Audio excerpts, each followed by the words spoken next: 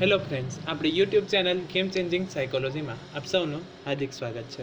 આજના વિડીયોમાં આપણે પ્રોબેશન ઓફિસર માટે જે સમાજશાસ્ત્રનો સિલેબસ છે એ અંતર્ગત સમાજશાસ્ત્રના જે અગત્યના પ્રશ્ન છે તો એની ચર્ચા કરીશું.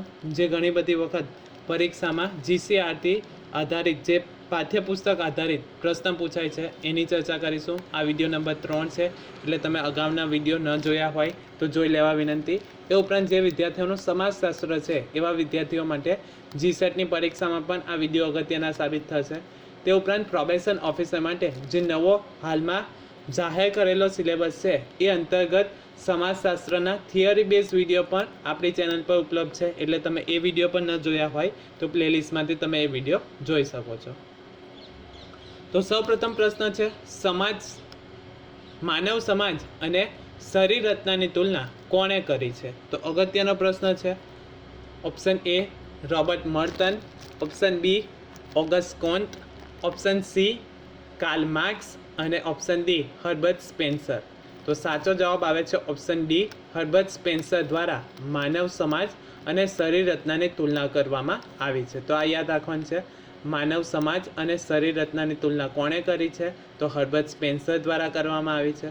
ત્યાર પછીનો પ્રશ્ન છે, માનવીની જરૂરિયાત આધારિત સામાજિક વ્યવસ્થાનો ખ્યાલ કોણે આપ્યો છે? Option A Radcliffe Brown, option B Malinowski, option C Robert Merton અને ઓપ્શન ડી ટાલકોટ પાર્સન્સ.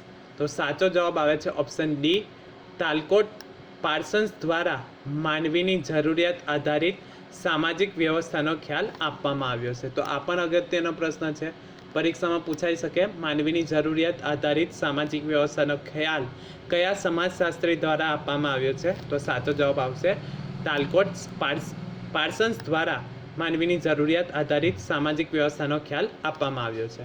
ત્યાર પછીનો પ્રશ્ન છે, સામાજિક ક્રિયા દ્વારા ઉદ્ભવતી પેટા વ્યવસ્થાનો ખ્યાલ કોણે આપ્યો છે? Option A Johnson, option B MacIver, option C Robert Merton અને ઓપ્શન ડી ટાલકોટ પાર્સન્સ. તો સાચો જવાબ આવે છે ઓપ્શન ડી ટાલકોટ પાર્સન્સ દ્વારા સામાજિક ક્રિયા દ્વારા ઉદ્ભવતી પેટા વ્યવસ્થાનો ખ્યાલ આપવામાં આવ્યો છે. એટલે કે સામાજિક ક્રિયા જે છે એના દ્વારા જે ઉદ્ભવતી પેટા વ્યવસ્થા છે એનો ખ્યાલ કોના દ્વારા આપવામાં આવ્યો છે? તો ટાલકોટ પાર્સન્સ દ્વારા આપવામાં આવ્યો છે. ત્યાર પછીનો પ્રશ્ન છે, નીચેનામાંથી કયું જૂથ શાળાનું ઉપજૂથ નથી? ઓપ્શન એ શિક્ષકો, ઓપ્શન બી વિદ્યાર્થીઓ, ઓપ્શન સી કારકુનો અને ઓપ્શન ડી ગામડું.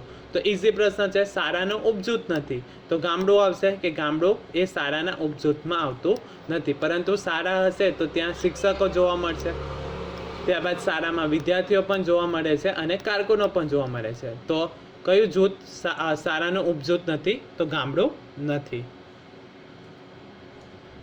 હવે જોઈએ અગત્યનો પોઈન્ટ છે, ટાલકોટ પાર્સન્સ દ્વારા AGIL મોડેલ જે આપવામાં આવ્યું છે તો એની માહિતી મેળવીએ છીએ.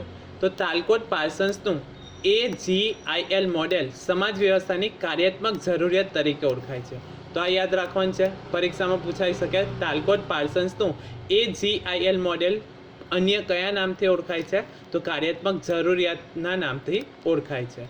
કોઈપણ સામાજિક વ્યવસ્થાને ટકી રહેવા માટે અલગ અલગ 4 કાર્યાત્મક જરૂરિયાતો પૂર્ણ કરવી જરૂરી છે. તો આ અગત્યની છે કે કઈ જરૂરિયાત નીચે આપેલામાંથી આપેલી નથી? તો 4માંથી કોઈ એક નહીં હશે. તો આ 4 યાદ રાખવાનું છે. ફર્સ્ટ અનુકૂલન, બીજું ધ્યેય પ્રાપ્તિ, ત્રીજું સુગ્રથન અને ચોથું છે રચનાની જાળવણી અને તંગદિલી નિવારણ.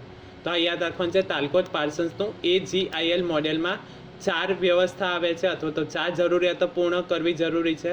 પહેલું અનુકૂલન કરવું, બીજું ધ્યેય પ્રાપ્તિ કરવી, ત્રીજું સુગ્રથન અને ચોથું છે રચનાની જાળવણી અને તંગદિલી નિવારણ. ત્યારબાદ સામાજિક વ્યવસ્થાના લક્ષણો. તો આ પણ અગત્યનો પોઈન્ટ છે. સામાજિક વ્યવસ્થાના મુખ્યત્વે 3 લક્ષણો છે. કયા કયા? તો યાદ રાખવાનું છે, વિભિન્ન ભાગો વચ્ચે પરસ્પરાવલંબન, બીજું છે સામાજિક વ્યવસ્થામાં સ્થિરતા અને ત્રીજું છે સામાજિક વ્યવસ્થામાં પરિવર્તન. તો પરીક્ષામાં પૂછાઈ શકે નીચે આપેલામાંથી સામાજિક વ્યવસ્થાનું કયું લક્ષણ નથી? તો 3 લક્ષણ હશે અને ચોથું નહીં હશે. તો યાદ રાખવાનું છે, ફર્સ્ટ છે વિભિન્ન ભાગો વચ્ચે પરસ્પર અવલંબન, બીજું છે સામાજિક વ્યવસ્થામાં સ્થિરતા અને ત્રીજું છે સામાજિક વ્યવસ્થામાં પરિવર્તન. તો સામાજિક વ્યવસ્થાના લક્ષણ કોના દ્વારા આપવામાં આવ્યા છે? તો અહીંથી પણ પ્રશ્ન પૂછાઈ શકે છે. તો તાલકોટ પાર્સન્સ દ્વારા સામાજિક વ્યવસ્થાના લક્ષણો આપવામાં આવ્યા છે. તો આ બે યાદ રાખવાનું છે. ફર્સ્ટ પ્રશ્ન, સામાજિક વ્યવસ્થાના લક્ષણોમાંથી નીચેનામાંથી કયું લક્ષણ નથી? તો 3 લક્ષણ છે, વિભિન્ન ભાગો વચ્ચે પરસ્પર અવલંબન, સામાજિક વ્યવસ્થામાં સ્થિરતા અને ત્રીજું છે સામાજિક વ્યવસ્થામાં પરિવર્તન. બીજો પ્રશ્ન પૂછાઈ શકે, સામાજિક વ્યવસ્થાના લક્ષણો કયા સમાજશાસ્ત્રી દ્વારા આપવામાં આવ્યા છે? તો તાલકોટ પાર્સન્સ દ્વારા સામાજિક વ્યવસ્થાના લક્ષણો આપવામાં આવ્યા છે. તો ફર્સ્ટ જોઈએ વિભિન્ન ભાગો વચ્ચે પરસ્પર અવલંબન. તો સામાજિક વ્યવસ્થા બનવા માટે ઓછામાં ઓછા 2 સામાજિક એકમોના ભાગોનું જોડાણ હોવું જોઈએ. એટલે કે જે સામાજિક વ્યવસ્થા બને છે તો ઓછામાં ઓછી 2 વ્યક્તિઓની હાજરી યા 2 જૂથોનું હોવું જરૂરી છે. એટલે કે સામાજિક વ્યવસ્થા બનાવવા માટે ઓછામાં ઓછા 2 સામાજિક એકમોના ભાગોનું જોડાણ હોવું જરૂરી છે. ફોર એક્ઝામ્પલ, માતા પિતા, ભાઈ બહેન, પતિ પત્ની વગેરે સામાજિક દરજ્જાઓમાં જોડાઈને કુટુંબ એક વ્યવસ્થા બને છે. આ સામાજિક સ્થાનો એકબીજા પર આધારિત છે. એટલે કે અલગ અલગ જે સંબંધો છે તો એકબીજા પર આધારિત જોવા મળે છે. આમ અન્ય સંસ્થા કે સામાજિક સમૂહના સામાજિક એકમોનું જોડાણ એ સામાજિક વ્યવસ્થાનું પ્રથમ આવશ્યક લક્ષણ છે. તો સામાજિક વ્યવસ્થાનું એક અગત્યનું લક્ષણ છે વિભિન્ન ભાગો વચ્ચે પરસ્પર અવલંબન, એટલે કે એકબીજા ઉપર આધારિત હોવું. બીજું લક્ષણ છે સામાજિક વ્યવસ્થામાં સ્થિરતા. તો માનવ સમાજની જરૂરિયાતો પૂર્ણ કરવા માટે વ્યવસ્થાએ લાંબા સમયગાળા સુધી સ્થિરતા ધારણ કરવી પડે છે. એટલે કે દરેક વ્યવસ્થા પોતાની આગવી ઓળખ બનાવી અનુકૂલન સાધે છે. આમ સામાજિક વ્યવસ્થામાં પરિવર્તન આવવા છતાં મૂળભૂત સામાજિક વ્યવસ્થા જળવાઈ રહે છે. ત્રીજું લક્ષણ છે સામાજિક વ્યવસ્થામાં પરિવર્તન.